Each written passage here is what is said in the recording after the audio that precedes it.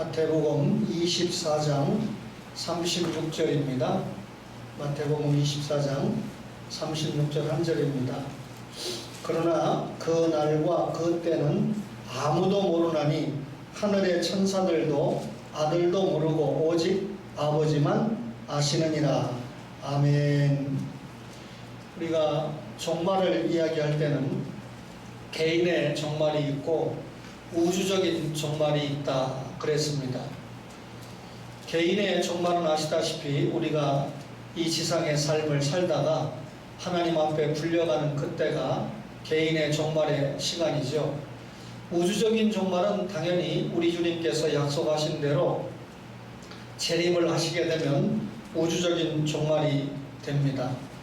우리가 재림에 대해서 말씀을 받고 있는데 이 재림은 성경 말씀에 보니까 도적같이 올 것이다 그랬습니다. 도적이 오는 시간과 때를 알면 우리가 잘 준비를 하고 도둑맞지 않도록 예비를 하겠죠. 그러나 도적이 언제 올지 모르기 때문에 속절없이 당하지 않습니까? 주님이 도적같이 오신다라고 하는 것은 호련히 갑자기 오신다 그 말이죠. 그러니까 이 마태복음 25장에 있는 미련한 다섯 처녀와 같은 사람들은 예수님이 오시는 거 갑자기 오니까 전혀 알지도 못하고 준비도 하지 못합니다. 그러나 예수 믿는 성도는 슬기로운 처녀로 비유가 되지 않습니까?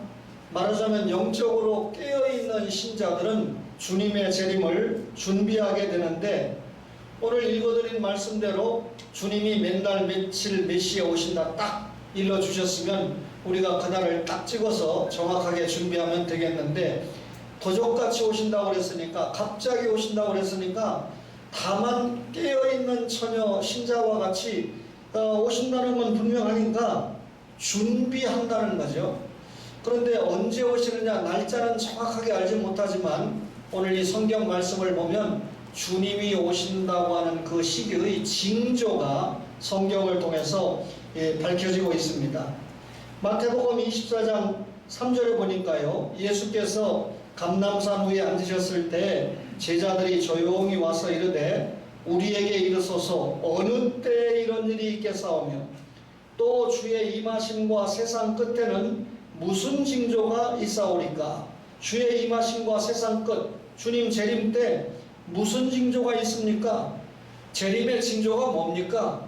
종말의 징조가 뭡니까? 하고 제자들이 물었습니다.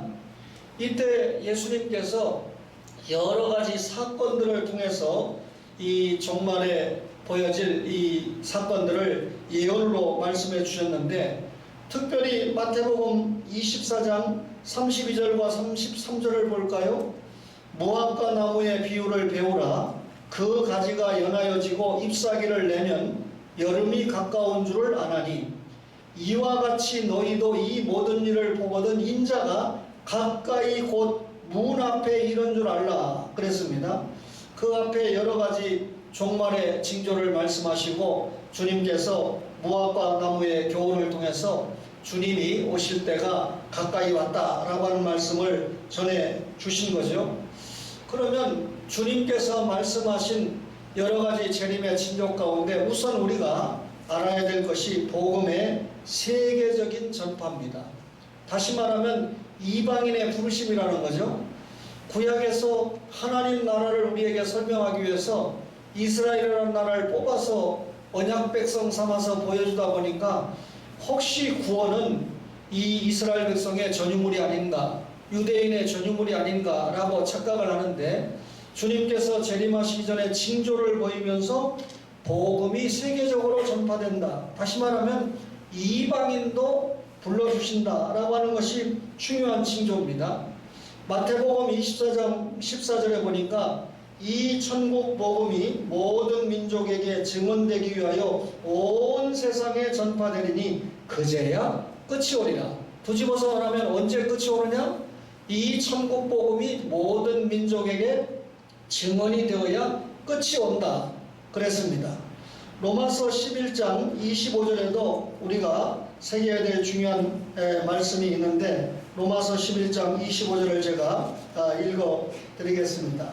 로마서 11장 25절에 형제들아 너희가 스스로 지혜 있다 하면서 이 신비를 너희가 모르기를 내가 원하지 아니하노니 이 신비는 이방인의 충만한 수가 들어오기까지 이스라엘의 더러는 우둔하게 된 것이라 그리하여 온 이스라엘이 구원을 받으리라 그랬습니다.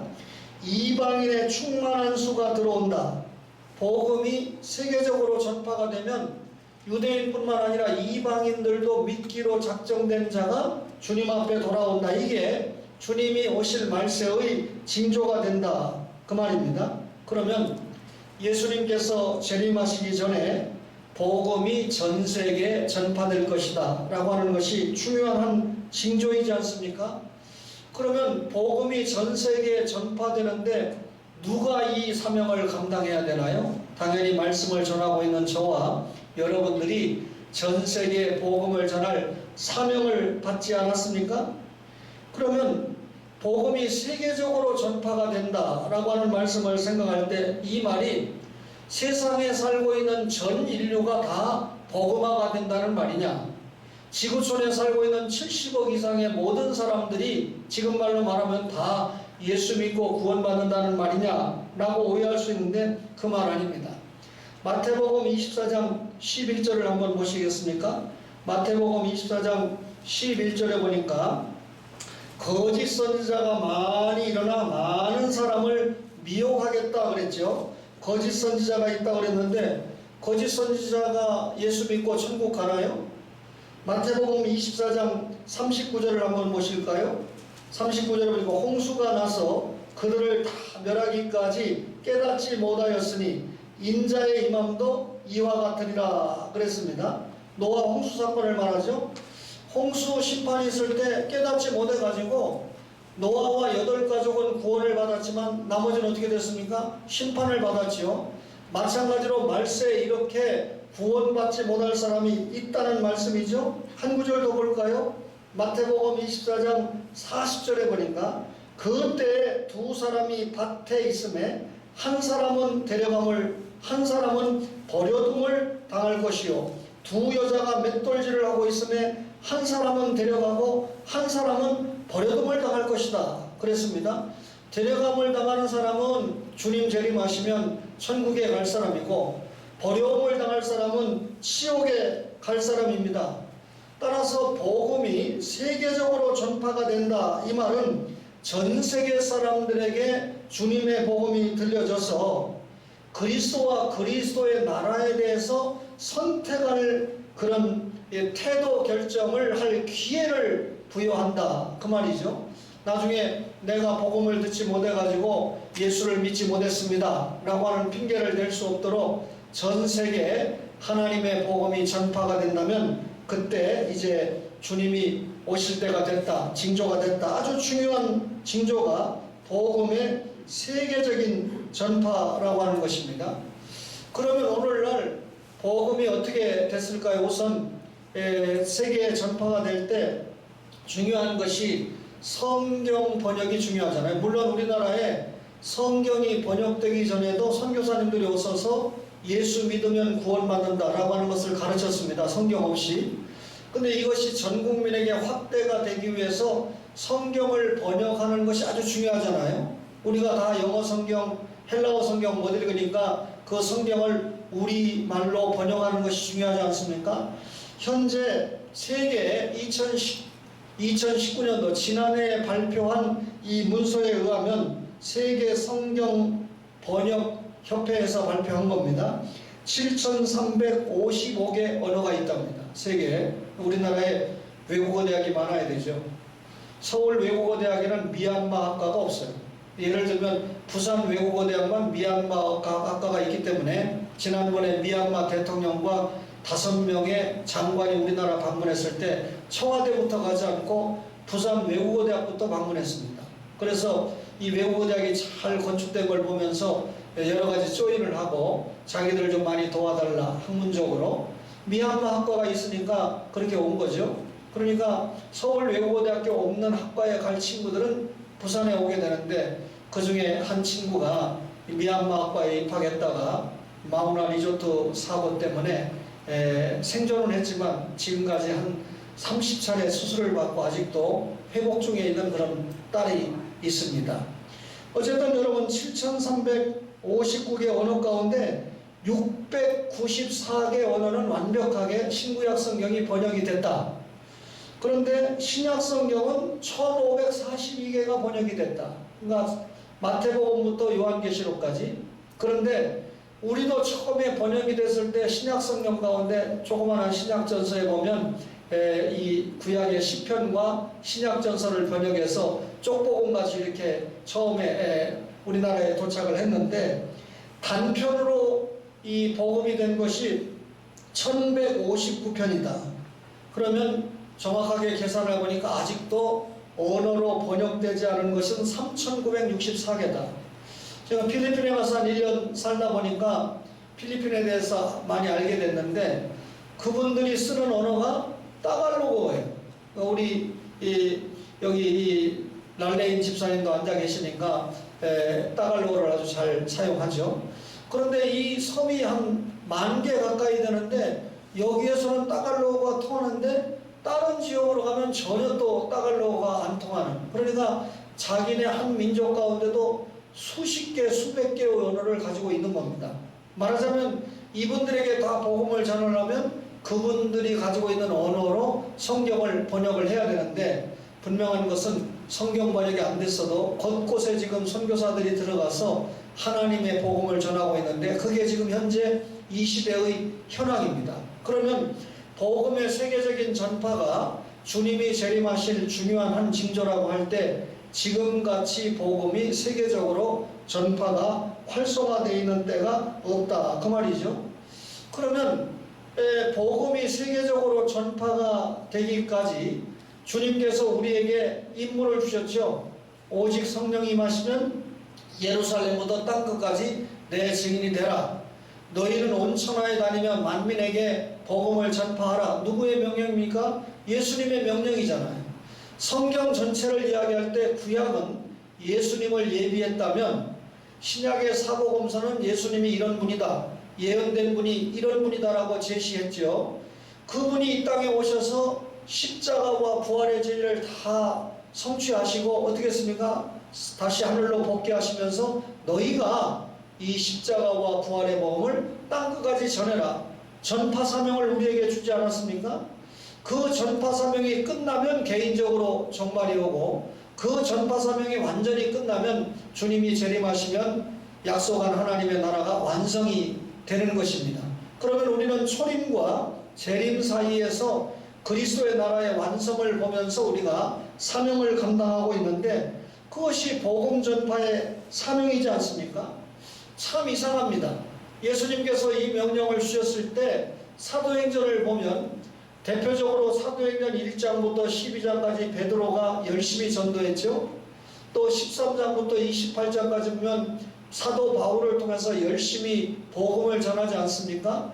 베드로와 사도가 대표적인 사도이기 때문에 이 성경 이름을 사도행전이다 그랬는데, 이 사도들이 죽고 난 다음에 사도들의 뒤를 이은 사람들이 교회의 지도자들이다 그래서 우리가 교부다 이렇게 말합니다.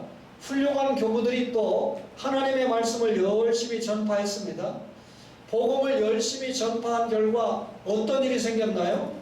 처음에 로마가 기독교와 기독교회를 엄청나게 핍박을 했는데, 기독교회가 오히려 핍박을 받으면서도 열심히 주님의 명령을 받아서 성령 충만해서 복음을 전한 결과 313년에 콘스탄틴 대제가 기독교를 공인했잖아요.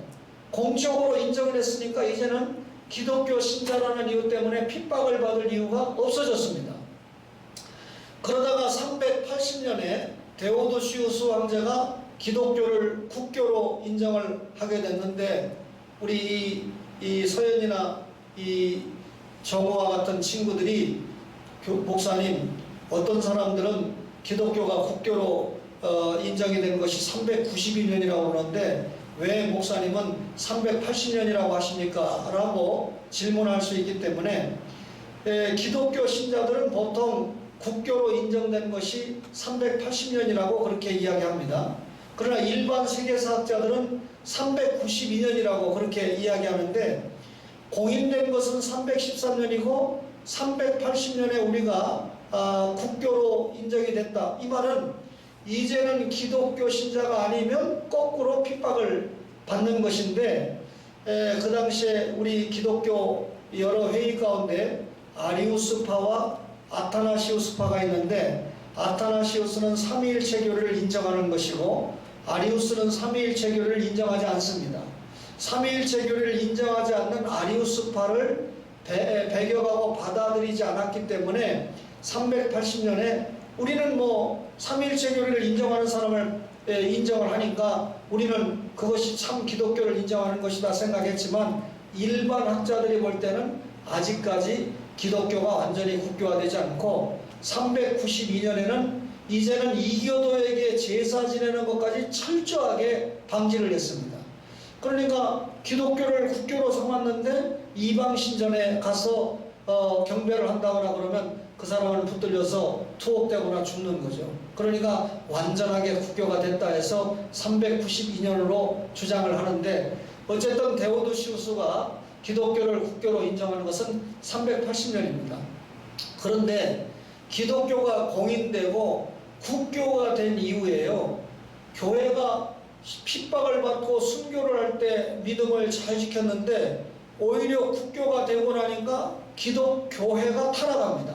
기독교 진리가 타락하는 게 아니고 진리는 변함이 없으니까 예수 믿는 것이 너무 평안해지고 특권층이 되고 이러니까 교회가 타락하기 시작하면서 중세 1000년 동안 교회를 어떻게 변형을 시켰습니까? 초대교회의 멋진 교회를 변형시켜서 천주교회가 중세 1000년 동안 암흑시대, 영적인 암흑시대를 만든 거 아닙니까?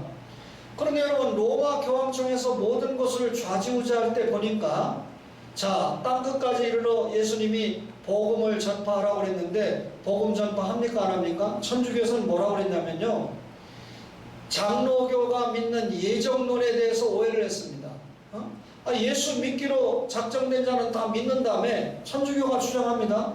아니, 믿기로 작정된 자가 다 예수 믿을 거면 우리가 굳이 전도 안 해도 어느 죽기 전에 다 예수 믿을 거 아니냐? 말은 맞아요. 그런데 영생 얻기로 작정된 자를 믿게 하는 방법을 예수님이 뭐라고 그랬습니까?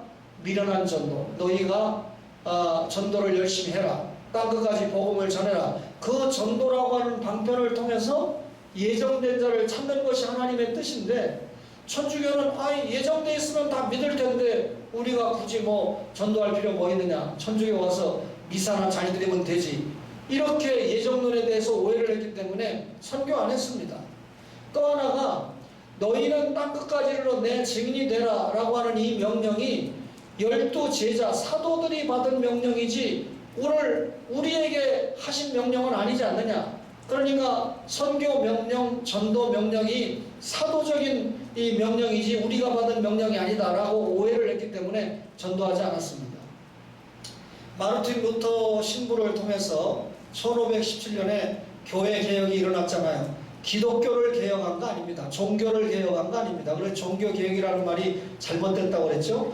기독교회를 천주교회가 변질시킨 것을 원래 초대교회로 되돌리는 것이, 성경을 신앙의 근거로 돌리는 것이 이 교회 개혁의 목적 아닙니까? 따라서 마르틴 루터 신부를 통해서 교회가 개혁됐는데, 사실 이 마르틴 루터 신부는 천주교회가 면죄부 팔고 구원관이 잘못되고 그러니까 예수 믿어야 구원이지 선한 일을 해야 구원받는다고 하는 것은 잘못된 일이다 라고 투쟁하다 보니까 전도하자, 선교하자, 여기에는 별로 열심을 내지 못했어요.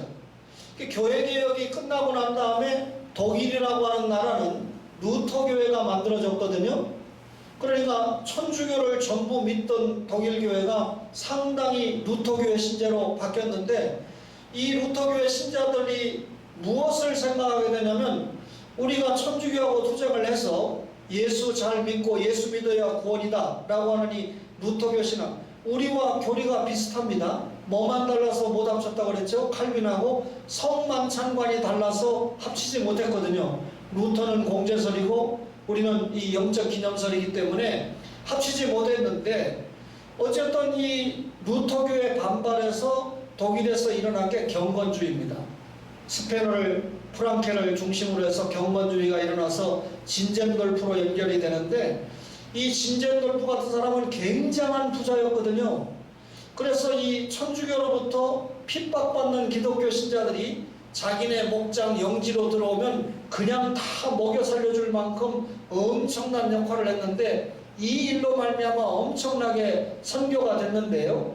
경건주의는 뭐냐면, 이 루터주의가 예수를 잘 믿자고 하는 건 좋은데 생활을 별로 보이지 못한다. 천주교하고 싸움만 잘했지 선교하거나 이런 게 너무 부족하다 해서 생활면을 강조하고 선교를 강조하고 일어나서, 선교는 방금 말한 대로 확장이 됐는데 이게 또 자유주의 온상이 되는, 우리가 보통 신앙생활하면서 자유주의 신학이다, 신앙이 자유주의다 이런 말 많이 하잖아요. 그런 자유주의 온상이 되는 결과가 경건주의에서 만들어지게 됐습니다. 어쨌든 여러분, 16세기에 교회개혁이 일어난 다음에 세계에서 가장 잘 사는 나라가 독일이 됐습니다. 예수 잘 믿으면 잘 살게 돼 있어요. 길게 말 못하는데 지금 천주교가 들어간 나라들은 다 가난합니다. 우상 섬기는 아시아 가난합니다. 핵심적으로 잘 사는 나라는 미국을 위시해서 예수 잘 믿는 나라고, 우리 코리아도요, 뭐 박정희부터 문재인 대통령까지 다 이야기하지만 그들이 잘나서 잘 사는 게 아니라 복음이 들어왔기 때문에 하나님께서 이 정도 자원도 없고 인물도 없는데 이 정도 잘 사는 나라로 하나님이 이끌어 주신 겁니다. 지금부터 우리가 잘하면 경제도 잘 되게 돼 있어요. 왜냐하면요, 하나님이 원하시는 세계적인 복음 전파의 길이 남아있기 때문에 한국교회가 이 일을 잘 감당하기 하기 위해서 삼성도 잘 되고 현대도 잘 되게 해서 우리 크리스찬들이 월급 잘 받아와서 11조도 드리고 선교헌금도 드리고 해서 이 일을 통해서 교회가 선교 잘 감당해라 하는 건데, 교인들도 정신 못 차리고 교회도 정신 못 차리니까 헌금 가지고 건물이나 짓고 몇천 원씩 투자하고 이런 짓을 지금 하고 있는 거죠. 오해하지 마세요. 여러분, 선교, 복음의 땅끝까지 전파를 얘기합니다. 이왕 말씀을 여러분에게 드렸으니까 독일이 너무 잘 살게 되니까 타락하잖아요. 그래서 하나님께서 복음의 촛대를 어디로 옮겼습니까? 영국으로 옮겼습니다. 그때 스페인 함대가 세계 최고 무적 함대였거든요. 영국이 천주교 관할하에 있는데 기독교 관할로 넘어가니까 무적 함대인 스페인 함대가 쳐들어왔는데 아라마다에서 이 스페인이 무조건 백전백승인데 참패를 당했습니다. 그때 이 엄청난 태풍이 불었는데 그것을 이 영국 사람들은 하나님의 신풍이다, 자기들은 지는 거예요. 그래도 이 기독교 신앙을 지키기 위해서 전쟁에 나갔는데 그 전쟁에서 영국이 이기게 되므로 스페인을 위시한 천주교가 주도했던 그 경제 정치가 다 유럽에서 주도권을 잃고 영국이 세계적인 나라로 부상을 했던 것입니다. 그런데 이 영국이 나중에 성공회를 만들게 됐지만 어쨌든 영국에서 일어났던 걸출한 인물 가운데 감리교의 웨슬레가 하나님께서, 주님께서 명령하기를 땅끝까지 내 증인이 되라고 그랬는데 왜 복음 전하지 않을까 해서 The world is my parish, 세계는 나의 교구다. 웨슬레가 그 말을 했지만 예루살렘부터 땅끝까지 내 증인이 되라 그러면 세계가 누구의 교구입니까? 주님의 교구이지 않습니까? 그걸 이제 멋있게 웨슬레가 표현을 해서 이분이 복음을 전하면서 오늘날 감리교를 확장을 시켰습니다. 그런데 그 웨슬레가 활동할 당시에 우리 칼빈주의 이 신학자 내지 목사 가운데는 조지 휴필드나 조나단 웨드워드나 이런 분들이 또 이 복음을 열심히 전하게 되면서 결국 이 영국에서 미국으로 복음을 전하잖아요. 초교도들이 가서 미국을 전하게 되고, 방금 말한 인물들이 미국과 영국을, 그때는 비행기도 없을 때지만 배 타고 왔다 갔다 하면서 미국을 복음화시키는데 열정적으로 노력을 하게 됩니다. 그러는 중에 1880년대에 미국의 구두수선공 출신 국졸자 목사님이 생기는데, 지금은 국졸자 목사 생기면 안 됩니다. 시대가 얼마나 지금 학문적인 시대고 인문학이 발달했습니까? 그때만 해도 굉장히 학문이 얕을 때잖아요. 그저 초등학교나 나왔으면 잘 나왔다고 하는 시대 아닙니까? 그런데 이 무디 목사님이 1880년대에 미국의 이 대학생들을 상대로 집회를 했는데 세계 선교사로 갈 사람들의 자원을 받았는데 얼마나 뜨겁게 자원자가 많았던지 그 자원자들이 우리나라에까지 선교사로 왔던 거 아닙니까? 그래서 여러분 우리가 복음 전파를 받아서 오늘은 세계에 미국 다음으로 선교사를 많이 파송한 그런 나라가 되지 않았습니까? 결국 이 천주교 때문에 주님의 몸된 교회가 1000년 동안 엄청난 훼손을 받았고 또 이 천주교 때문에 뭐 선교가 이 예정론에 대한 오해와 사도적인 명령이 이다라고 하는 어떤 핑계로 복음 전파도 하지 않았다가 이 천주교는 언제부터 복음 선교를 시작했냐면 교회 개혁이 일어난 다음에 유럽을 중심으로 공짜로 먹었던 영역을 거의 뺏기지 않았습니까? 스페인과 에스파니아를 빼놓고. 그러니까 그때서야 이 천주교 예수교 선교회를 통해서 전도한다고 그래가지고 저 일본에다가 천주교를 전파해가지고 임진왜란 때 우리나라 쳐들어왔을 때 세스페데스라고 하는 종군 신부가 따라왔던 거 아닙니까? 뒤늦게 천주교가 교회개혁 이후에 선교를 했습니다. 그러나 우리는 방금 말씀드린 대로 경건주의, 웨슬레, 또 무디, 뭐 그 전에 조나단 에드워드 힐필드를 통해서 무디, 그러다가 미국 남장로교, 북장로교를 통해서 우리나라에 선교가 되면서 우리가 지금 현재 이제 세계 선교를 감당하는데 그 한 일익을 감당하고 있지 않습니까? 여러분, 복음의 세계적인 전파라고 하는 것은 우리가 그만큼 중요한 복음 전파의 임무를 받았다 그 말이죠. 자, 예수님 재림의 중요한 징조 가운데 하나가 뭡니까? 복음의 세계적인 전파입니다. 그 다음에 또 하나가요, 이스라엘 전국의 회심이에요. 이스라엘은 구약의 하나님 앞에 뽑힘을 받았던 선민이지 않습니까? 자, 여러분 스가랴 12장을 보겠습니다. 구약 성경 학개, 스가랴, 말라기잖아요. 12장 10절을 한번 여러분이 보세요. 일부 예배 오신 분들은 신앙의 수준이 높은 분들입니다. 제가 그렇게 믿어요. 12장 10절 보세요. 내가 다윗의 집과 예루살렘 주민에게 은총과 간구하는 심령을 부어주리니 그랬습니다. 여기 다윗의 집과 예루살렘 주민은 전 이스라엘 언약 백성을 이야기하는 겁니다. 은총과 간구하는 심령을 부어준다 이 말은 성령님을 부어주신다는 말이죠.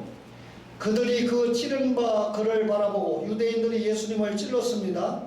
그를 위하여 애통하기를 독자를 위하여 애통하듯 하며 그를 위하여 통곡하기를 장자를 위하여 통곡하듯 하리로다 그랬는데, 결국 여러분 역사에 유대인들이 예수님을 믿지 않고 결국 십자가에 내던지지 않았습니까? 그런데 스가랴 선지자가 앞으로 될 일, 이스라엘이 그 일, 거기 보세요. 그들이 찌른 바 그를 바라보고 그를 위하여 애통한다 이 말은 이스라엘이 회개한다 그 말입니다. 그런데 독자를 위하여 애통하듯 한다. 예레미야 6장 26절이나 아모스 8장 10절에 보면 시간 관계상 제가 찾지 않겠지만 독자 아들이 있는데 독자가 죽었어요. 그러면 그 부모가 갖는 슬픔은 엄청나죠. 물론 10아들이 있는데 10아들이 다 죽었다 그러면 다 슬프죠. 그런데 그 아들 가운데 장독 아들이 10아들이 아니고 독자 아들이 하나밖에 없는데 하나가 죽었다. 10명인데 하나 죽었으면 49이라도 있죠. 독자가 죽을 때 그런 슬픔을 가지고 회개한다. 장자를 위하여 통곡한다 그랬는데 출애굽기 11장 5절과 6절에 보면 이스라엘 백성들이 애굽에서 나올 때 애굽의 장자들이 죽지 않았습니까? 그때 애굽이 얼마나 통곡했습니까? 장자가 죽는다는 것은 가문이 멸문지화를 당한다 그렇게 받아들였거든요. 그렇게 애통하듯이 이스라엘이 회개한다. 예수 죽인 거, 예수 믿지 않고 죽인 거 회개한다 그 말이에요. 11절 보세요. 그날에 예루살렘에 큰 애통이 있으리니 무깃도 골짜기 하다 드림몬에 있던 애통과 같을 것이라 그랬습니다. 이 말씀 무슨 말일까요? 요시야 임금이 애국과 전쟁을 하다 죽었거든요.